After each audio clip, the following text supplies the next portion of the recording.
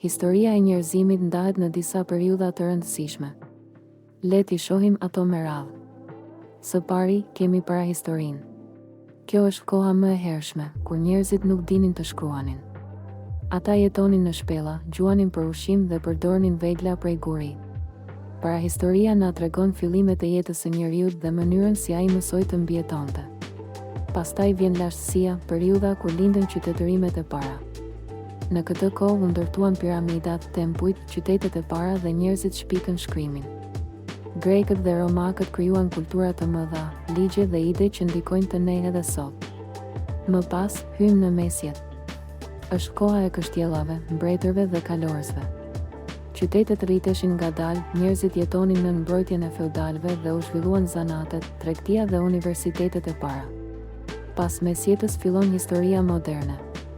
Kjo periudhë solli zbulime të reja, kontinente të panjohura dhe shpikje të mëdha.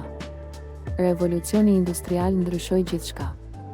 Njerëzit filluan të punonin në fabrika dhe u krijuan makina me avull si dhe treni. Dhe së fundi, kemi historinë bashkëkohore, periudhën në të cilën jetojmë sot. Këtu përfshihen shpikjet moderne, si elektriciteti, kompjuterët, interneti dhe udhëtimi me avion. Jeta ndryshoi shpejt dhe bota u lidh më shumë se kurrë. Këto periudha na ndihmojnë të kuptojmë rrugëtimin e gjatë të njerëzimit, nga veglat prej guri deri te teknologjia e sotme.